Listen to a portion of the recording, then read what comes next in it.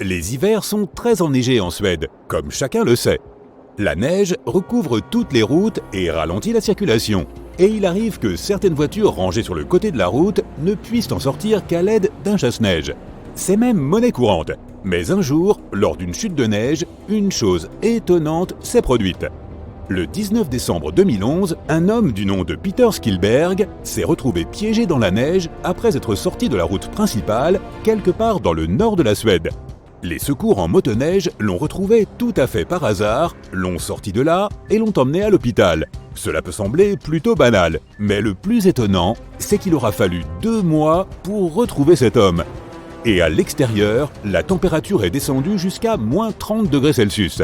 Il a survécu après avoir passé 60 jours sans eau, sans nourriture et sans source de chaleur, au milieu de vents glacés et d'interminables chutes de neige. Les gens qui l'ont trouvé ont déclaré que la voiture était ensevelie sous une couche de neige de plus d'1 mètre et que Peter Skilberg était assis, tremblotant dans un sac de couchage sur le siège arrière. Il était incapable de parler. Lorsqu'ils l'ont amené à l'hôpital, les médecins ont été stupéfaits. Ils connaissaient bien des cas où des personnes avaient survécu longtemps à un froid glacial, mais pas pendant 2 mois. Une personne peut se passer d'eau pendant plusieurs jours, mais Peter n'a pas rencontré ce problème, puisqu'il pouvait obtenir de l'eau grâce à la neige. Sans nourriture, une personne peut survivre de quelques semaines jusqu'à 3 mois. Mais qu'en est-il du froid? Comment Peter a-t-il résolu ce problème? À des températures aussi basses, il est possible de geler en quelques heures. Les médecins qui ont soigné Peter ont affirmé que son corps semblait avoir activé un mode de survie et qu'il était tombé dans un profond sommeil, tout comme les ours qui hibernent pendant l'hiver. Mais le corps humain ne peut abaisser sa température que de quelques degrés.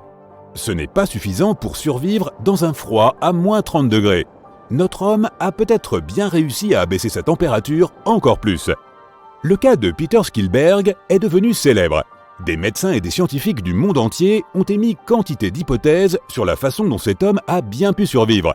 Néanmoins, personne n'a pu en déterminer la raison exacte. Nombreux sont ceux qui ont affirmé qu'il s'agissait d'un véritable miracle. D'autres pensaient que ce pouvait être le résultat de plusieurs facteurs combinés, l'un de ces facteurs étant le sac de couchage. Celui-ci permet de mieux conserver la chaleur du corps, de sorte qu'à l'intérieur du sac, la température met bien plus longtemps à baisser. Un autre facteur qui a probablement joué un rôle clé est l'effet igloo. Les peuples indigènes de l'Arctique construisent des abris avec de la glace et de la neige. Tu as probablement vu ces maisons rondes sur Internet ou dans quelques films.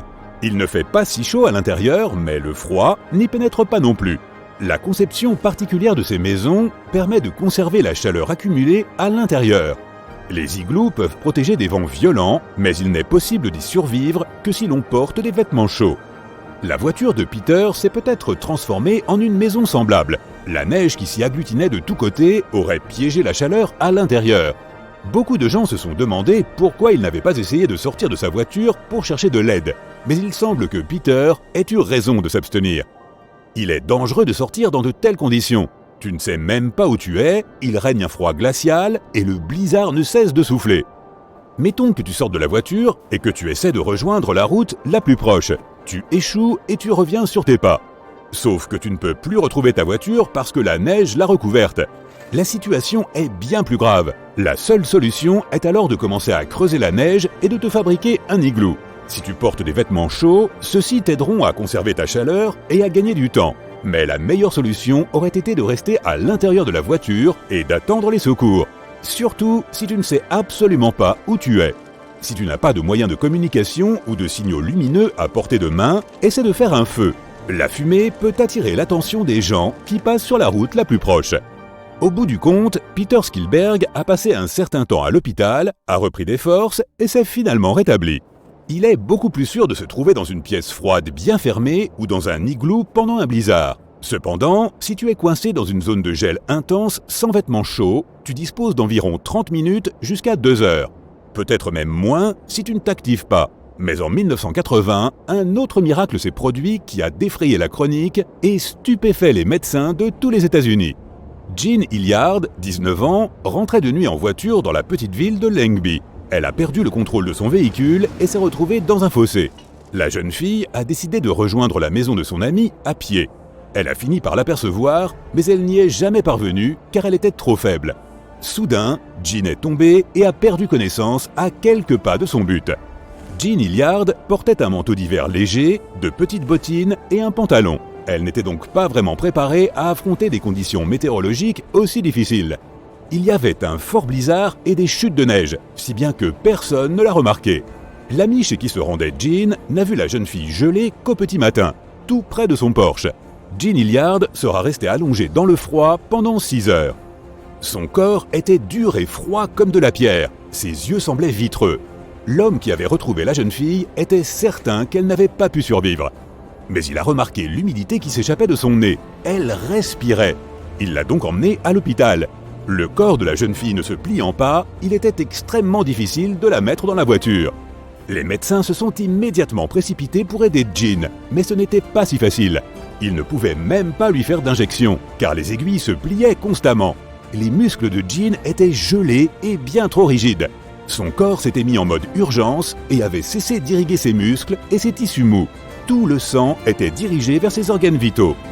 De même, en mode urgence, notre organisme est capable de ralentir tous les processus internes du corps. Le cœur bat plus lentement, les poumons consomment moins d'oxygène et le métabolisme s'arrête presque. Ces économies d'énergie ont permis à la jeune fille de survivre. Mais les médecins ont été encore plus surpris de constater que Jean n'avait pas eu de séquelles graves.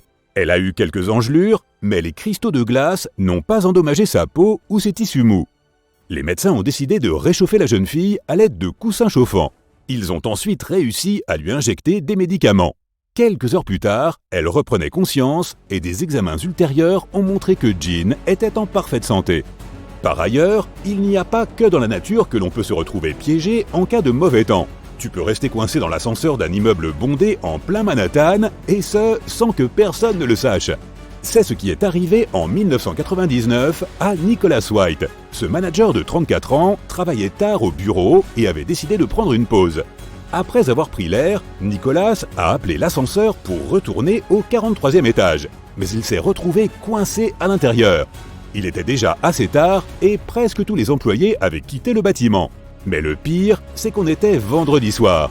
Nicholas n'avait ni téléphone, ni nourriture, ni eau.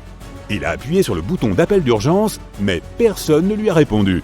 Les caméras fonctionnaient parfaitement, mais les gardes ne l'avaient pas remarqué. Le bâtiment était pratiquement vide.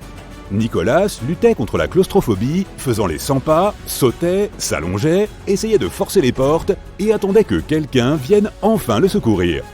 Des techniciens se trouvaient aux autres étages, mais ils ne l'ont pas entendu. Quelques collègues étaient même restés dans le bureau où il travaillait, mais ils étaient persuadés que Nicholas venait de rentrer chez lui. Ils ont fini par quitter le bureau en empruntant d'autres ascenseurs et ne se sont même pas rendus compte qu'il avait laissé toutes ses affaires derrière lui. Nicholas était désespéré.